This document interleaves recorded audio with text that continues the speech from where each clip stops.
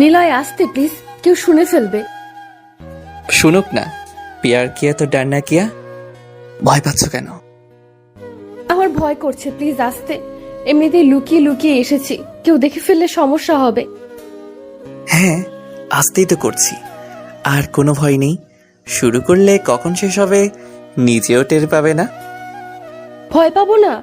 আব্বু আম্মু এদিকে এসে পড়বে, তখন বকাবকি করবে। এমনিতেই ছাদে আসা বারণ রাতের বেলা। আরে এত রাতে ছাদে কেউ আসবে না। আর ছাদের দরজা লাগিয়ে দিয়েছি, কেউ আসলেও সমস্যা নেই। যদি কেউ এসে পড়ে তখন কি হবে? আর যে জোরে শব্দ হয় সবাই বুঝে ফেলবে। তখনকারটা তখন দেখা যাবে। ভয় পেও না, গানই তো গাইবো। তোমার যে গলা মাইককে হার মানাবে। ওই দিন ফোনে গান গেয়েছো, আমি ভলিউম কমিয়ে দিয়ে শুনেছি। তুমি কি বলতে চাইছো আমার গলা ভালো না? আমি বেসুরা? আরে বাবা না, তোমার গলা ভালো, তাই দূর থেকেই শোনা যায়। শুনলে শুনবে, জামাই বউ ছাদে গান গাইবো কার বাবার কি? নিজের বউকে নিয়ে গান গাইবো তাও সমস্যা? আব্বু যদি শোনে এত রাতে ছাদে আসছি বাসর ঘর ছেড়ে, তাহলে আমাকে তো বকবেই, তোমাকেও বক। হুম, হয়েছে। আর এসব বলতে হবে না। তোমার গালে এটা কি? কই, আমার গালে তো কিছু নেই। এই যে আছে, দাঁড়াও দেখতেছি কি। শিয়াম চুয়ের গালের কাছে গিয়ে প্রথমে আঙ্গুল দিয়ে দেখার ভান করে হঠাৎ চুমু এঁকে দিল চুয়ের গালে। জুই চোখ বড় বড় করে তাকালো শিয়ামের দিকে। আমার গালে কিস করার সুযোগ খুঁজো খালি না? তোমার গালটা এত নরম, বাট গালের চাইতে ঠোঁটটা আরো বেশি নরম। এই জুই, তোমার ঠোঁটে কি? একদম না, আর ঠোঁটেও কিছুই নেই। এটা বলে চুই নিচের ঠোঁট কামড়ে ধরল আর শিয়াম চুইকে সুরসুরি দিতে লাগলো। জুইও না হেসে পারল না। হেসে দিতেই শিয়াম চুয়ের ঠোঁট জোড়া নিজের দখলে নিয়ে ফেলল। জুই শিয়ামের পিঠে নখ বসিয়ে দিল। শিয়াম চুয়ের ঠোঁট আরো শক্তভাবে কামড়ে ধরল। এদের রোম্যান্স চলতে চলতে একটু এদের বিয়েটা কিভাবে হলো তা জেনে আসি। আম্মু, আজকে তো মামা জেল থেকে ছাড়া পাচ্ছে। বাবা, তুই তোর মামাকে নিয়ে যা জেল থেকে। বেচারা আমাদের জন্য অনেক কষ্ট সহ্য করেছে। আব্বুর দোষ নিজের কাঁধে নিয়ে 12 বছর জেল খেটে আসলো, এমন মানুষ আজও পৃথিবীতে আছে? তোর মামা আমার সংসার যাতে না ভাঙে সেজন্য জেল খাটলো, অথচ দেখ নিজের সংসারটা কেমন হয়ে গেল। বাবা, তুই দেরি করিস না, আমি তোর বাবাকে ফোন দিচ্ছি, তোর বাবাও পৌঁছে যাবে। আচ্ছা আম্মু, তুমি টেনশন করো না, আমি যাচ্ছি, মামাকে নিয়েই ফিরবো। কারাগারের সামনে দাঁড়িয়ে আছে শিয়াম। সময় হয়ে এসেছে। ভেতর থেকে দরজা খুলে একজন দাড়িওয়ালা লোক বের হয়ে এলো। শিয়াম এগিয়ে গেল। এ তো শিয়ামের মামা। চেহারার কি অবস্থা! দাড়ি দিয়ে যেন পাগলের বেশ ধারণ করেছে। শিয়াম এগিয়ে গেল আর মামা, আমি সিয়াম, তোমার ভাগ্নে। আমাকে চিনতে পারছো মামা? সিয়াম? হ্যাঁ হ্যাঁ, আমার বোনের ছেলে। তুমি সিয়াম? অনেক বড় হয়ে গেছো বাবা। মামা আমার সাথে চলো, আম্মু তোমার জন্য বসে আছে। তোমার আম্মু আমার জন্য অপেক্ষা করছে? হ্যাঁ মামা, এই যে আব্বু এসে পড়েছে দেখো। শিয়ামের আব্বু এসে জুয়েল সাহেবকে জড়িয়ে ধরে কান্না শুরু করে দিল। উনি এক লোকের সাথে মারামারি করতে গেলে লোকটা গুরুতর আঘাত পান, যার দোষ জুয়েল সাহেব নিজের কাঁধে নিয়ে নেন, কারণ ওনার একমাত্র বোনের সংসার নষ্ট হবে। শিয়ামের বাবা আর শিয়াম ওর মামাকে নিয়ে গাড়িতে বসিয়ে বাড়িতে নিয়ে এলো।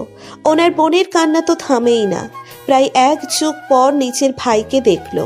নাপিত নিয়ে ওনার চুল দাড়ি সব কাটানো হলো। ওনার জন্য জামা কাপড় কিনে আনা হলো। ওনাকে এখন একবারে পরিপাটি লাগছে। কে দেখলে বলবে যে উনি জেল খেটে এসেছেন। কিরকম নায়কের মতো চেহারা! তাহলে 12 বছর আগে কেমন ছিলেন? রাতে বসে আছে সবাই ডাইনিংয়ে। জুয়েল, হ্যাঁ আপা, বলো। তুই তোর বাড়িতে দেখা করবি না? ওরাও তো তোর জন্য অপেক্ষা করছে। কি মুখে যাব আপা? না পারলাম আমার মেয়েটার বাবার দায়িত্ব পালন করতে, না পারলাম আমার বউটাকে সুখ দিতে। তোর মেয়ের কোনো অযত্ন হয়নি। তোর মেয়ে শহরের সবচেয়ে নামকরা কলেজে পড়াশোনা করছে, আর তোর বউয়ের কোনো কিছুর কমতি হতে দেইনি কোনোদিন আমি। আপা, আমার মেয়েটা দেখতে কেমন হয়েছে? তোর মেয়ে তোর মতোই সুন্দর হয়েছে আর অনেক মেধাবী। ওকে দেখতে মনটা আমার কেমন যেন করছে আপা। ও আমার সামনে আসলে আমাকে চিনতে পারবে তো? আমাকে বাবা বলে স্বীকার করবে তো? আরে পাগল নাকি তুই? তোর মেয়ে অনেক বুদ্ধিমান আর সব বোঝে। দেখবি তোকে কিছুই বলবে না। আমি লোক দিয়ে খবর পাঠিয়েছি, কালকে সকালে সিএম গিয়ে ওদের নিয়ে আসবে। বাবা সিয়াম, জি মামা। বলছিলাম জুইকে সাবধানে নিয়ে এসো, একটাই মেয়ে আমার। মামা নো টেনশন, আমি থাকতে কিসের টেনশন? তুমি ঘুমাও, তুমি ঘুম থেকে ওঠার আগে দেখবে ও এসে পড়েছে। আচ্ছা বাবা, ওকে দেখে শুনে আনিস। ওকে মামা। শিয়াম এর আগে জুইকে দেখেছে, কিন্তু ছোটবেলা আরো 5 বছর আগে, বাট সাম্প্রতিক দেখেনি। শিয়ামের আম্মুই কিছুদিন পর পর গিয়ে দেখা করে আসে, আর শিয়াম তো ঢাকা হোস্টেলে ছিল পড়াশোনার জন্য, তাই জুইকে এ বাড়িতে আনা হলেও শিয়াম দেখেনি। শিয়াম বিছানায় এসে শুয়ে আছে। ভোরবেলা বের হবে আজানের আগে। হালকা চোখ বুঝতেই ঘড়িতে অ্যালার্ম বেজে উঠল। শিয়াম উঠে ফ্রেশ হয়ে গাড়ি নিয়ে বের হয়ে পড়ল। ও বাড়ির গেটে এসে হর্ন বাজাতেই দারোয়ান গেট খুলে দিল। ভেতর থেকে সাদা সালোয়ার কামিজে একটা মেয়ে ঘোমটা দেওয়া এসে দরজা খুলে দিল। শিয়াম ভেতরে ঢুকলো। আসসালামু আলাইকুম ভাইয়া। ওয়ালাইকুম আসসালাম। ভাইয়া আপনি ভেতরে এসে বসুন, আমি আম্মুকে ডেকে দিচ্ছি আর নিজেও রেডি হয়ে আসছি। আচ্ছা, কিন্তু একটু তাড়াতাড়ি করবেন। অবশ্যই যাব আর আসবো। ভেতরে জুই যেতেই শিয়ামের মামি বের হয়ে আসলো, আর শিয়ামকে দেখেই কান্নাকাটি শুরু করে দিল, আর শিয়ামের মামাকে নিয়ে বিলাপ করতে শুরু করে দিল। শিয়ামের মামা কিভাবে এত বছর ওনাদেরকে ছাড়া ছিল, কেমন আছে লোকটা, এসব। ভাইয়া, সিয়াম ভাইয়া। হ্যাঁ জুই বলো। যাবেন না? কোথায় তাকিয়ে আছেন? হ্যাঁ যাবো তো, তোমরা রেডি? হ্যাঁ চলুন। আপনি কি কোনো বিষয়ে চিন্তা করছেন? না না, ঘুম থেকে উঠে এসেছি তো, তাই এখনো ঘোর কাটিনি। ও আচ্ছা, চলেন তাহলে। শিয়াম জুইও ওর মামির ব্যাগ হাতে নিয়ে হাঁটতে লাগলো গাড়ির দিকে। গাড়িতে উঠে বসলো জুই ও মামি। জুই সামনেই বসলো। শিয়াম এটা দেখে কিছুটা অবাক হলো। শিয়াম গাড়ি চালিয়ে নিচের বাড়িতে চলে আসলো। জুই গেটে পৌঁছতেই কেমন যেন থেমে গেল। কি হলো জুই, ভেতরে যাবে না? আমার কেমন যেন লাগছে। অনেক দিন পর দেখা করবে তো, তাই এমন লাগছে। তোমার বাবারও তো তোমার মতোই লাগছে, তাই না? তাহলে তুমিও যদি এমন করো, তাহলে দেখা করবে কিভাবে? বাবাকে দেখতে কেমন লাগছে, শুকিয়ে গেছে অনেক, তাই না? আরে না মামা, সব সময় হিরোদের মতো তুমি চলো, দেখলে নিজেই ক্রাশ খেয়ে যাবা। সব সময় মজা করো সিয়াম ভাইয়া। আমি ক্রাশ খেতে যাব কেন? এমনিতেই বললাম, মানে ক্রাশ খাওয়ার মতোই চেহারা তো, তাই।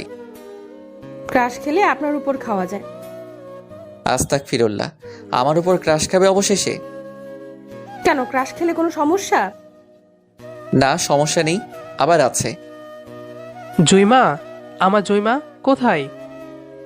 জুই ওর আব্বুর ডাক শুনে ছুটে গেল। জুয়েল সাহেব আর জুই মুখোমুখি দাঁড়িয়ে আছেন। জুইকে দেখেই উনি বুকে টেনে নিলেন, আর কান্না করতে লাগলেন। জুয়ের আম্মু কান্না করছেন, শিয়ামের আব্বু আম্মু সবাই কান্না করছে। সবাইকে ভেতরে পাঠালো শিয়াম। গেটে দাঁড়িয়ে কান্নাকাটি করলে কেমন দেখা যায়। সবাই ভেতরে গিয়ে কান্না করতে লাগলো। জুই বাচ্চাদের মতো কান্না করছে ওর আব্বুর বুকে। উনি জুইকে সান্ত্বনা দিচ্ছেন। এই পাগলি, কান্না করছিস কেন? কান্না করব না? কতদিন পর দেখছি তোমায়। এখন থেকে তো প্রতিদিন দেখবি। আমাকে ছুটি দিয়ে দিয়েছে। তোমাকে আর নিয়ে যাবে না পুলিশ? না, আর নিয়ে যাবে না। এখন তোর বিয়েটা দিব, তোর বাচ্চাদের সাথে খেলা করে বাকি জীবনটা কাটিয়ে দিব। মামা তুমি এমন একটা ভাব করছো যেন বুড়ো হয়ে গেছো। মাত্র বয়স 35 হয়েছে, এখনই এই অবস্থা। তুই বুঝবি না রে, মেয়ে বড় হলে বাবাদের টেনশন বেড়ে যায়। হুম, মামির সাথে কথা বলো, ওই যে তাকিয়ে আছে কখন থেকে। হ্যাঁ জুয়েল, তুই ভিতরে যা, কোহিনুরের সাথে কথা বল। শিয়াম ওর মামাকে আর মামিকে ভেতরে ওর রুমে দিয়ে আসলো। ওনারা একে অপরকে জড়িয়ে ধরে হাইরে কান্না। অল্প বয়সে বিয়ে হয়েছে, তার উপর এত বছর আলাদা ছিলেন। রাতে সবাই মিলে ডাইনিংয়ে বসে গল্প করছেন। শিয়াম ওর রুমে বসেছিল। ঠিক তখনই চুই আসলো ওর রুমে। ও ফোন রেখে উঠে বসলো। সারাদিন ফোনে কি করেন? যখনই দেখি তখনই ফোনে থাকেন। অফিসের কাজগুলো দেখতেছিলাম। আব্বু অফিস আমার নামে বুঝিয়ে দিবেন, তাই একটু চাপে আছি। ও পড়াশোনা আর করবেন না? মাস্টার্স তো শেষ করলাম, এবার দেখি ভবিষ্যতে কি করা যায়। বিয়ে শাদী করবেন নাকি সিঙ্গেল থাকার চিন্তা ভাবনা আছে? আব্বু আম্মু বিয়ে না করালে কিভাবে করব বলো? ফুফা ফুফি তো বিয়ের কথাই বলছেন আপনার। বিয়ের কথা? কার বিয়ে? আমার? সত্যি? অসম্ভব। আজকে চাঁদ কোন দিকে উঠেছে? আরে বিয়ের কথাই তো বলেছে, এত খুশি হওয়ার কি আছে? আমার কাছে অনেক কিছু। বয়স হয়েছে বাট এখনো বিয়ে নিয়ে কিছুই বলে না। এই জুই বসো, এইদিকে আর কি কি বলেছে? বলেছে তো অনেক কিছুই, বাট আমাকে না বের করে দিল। বলল তোমার রুম থেকে ঘুরে আসতে, আর ওনারা কি যেন আলাপ করছেন। ও থাক, বিয়ে হলে হবে, তখন দেখা যাবে। এখন বলো কি খাবা? এত রাতে কি খাবো? আর ডিনার করলাম তো। অনলাইনে অর্ডার দেই কিছু, রাতে অনেক ক্ষুধা লাগে। লাগবে না, এমনিতেই আজকে অনেক কিছু খেয়ে ফেলেছি। তাহলে আইসক্রিম? আইসক্রিম খাই, কি বলো? বাট এত রাতে আইসক্রিম পাবেন কোথায়? ফ্রিজে আছে, নিয়ে আসি। ওয়েট। শিয়াম উঠে বাইরে গেল, আর একটু পরে 2টা কাচের বাটি আর চামচ নিয়ে ফিরে এলো। এতগুলো কেন এনেছেন? খাবো আর কি করব, মাথায় দেওয়ার জন্য তো আনিনি। আপনি খান, আমি এত খেতে পারবো না। হ্যাঁ, একটুখানি জিনিস আবার ঢং। আচ্ছা তুমি খাও যতটুকু পারো, বাকিটা আমি খেয়ে নিব। তাই বলে আমার এটুটা খাবেন? তো কি, আমরা তো রিলেটিভ। আচ্ছা আপনার খেতে হবে না, আমিই খাচ্ছি। শিয়াম আর চুই আইসক্রিম খেয়ে চেঁচার মতো চাচার ঘরে গিয়ে শুয়ে পড়ল। সকালে নাস্তা খাচ্ছে টেবিলে, তখনই আম্মু, এই সিয়াম, নাস্তা খেয়ে বস, কথা আছে। আর জুই, তুমি একটু ওর রুমে গিয়ে বসো মা। হ্যাঁ মা, যা, তোকে পরে ডেকে নিচ্ছি। তোমরা এইভাবে তাকিয়ে আছো, কিছু বলবে? হ্যাঁ বাবা, বলবো বলেই তো থাকতে বললাম। এই সিয়াম, একটা কথা বলতো। বলো, কি বলবে? জুইকে তোর কেমন লাগে? হঠাৎ এই প্রশ্ন কেন? বল না, জিজ্ঞেস করলাম। বল কেমন লাগে? ভালোই লাগে। ও ভালো মেয়ে, ভালোই লাগবে, এটাই স্বাভাবিক। ওকে তোর সাথে বিয়ে দিব, কোনো আপত্তি আছে তোর? বিয়ে? হঠাৎ বিয়ে? তোর আপত্তি আছে কিনা সেটা বল। না, তবে জুইকে জিজ্ঞাসা করে নাও। আমি জিজ্ঞেস করছি। এই জুই, জুই, মা এদিকে আয়। হ্যাঁ আব্বু বলো। তোর সিয়াম ভাইয়ের সাথে তোর বিয়ে আজকে, তোর কোনো আপত্তি আছে? না, আপত্তি থাকবে কেন? সিয়াম ভাইয়া অনেক ভালো। তাহলে ভাইয়া বলা বাদ দেন, আর উনি আর ওগো বলার অভ্যাস করেন। সবার হাসি আনন্দেই বিকালে ওদের বিয়েটা সম্পন্ন হলো। রাতে বাসর ঘরে প্রবেশ করলো শিয়াম। জুই এসে ওকে সালাম করলো। এখানে দুধ রাখা আছে, খেয়ে নেন।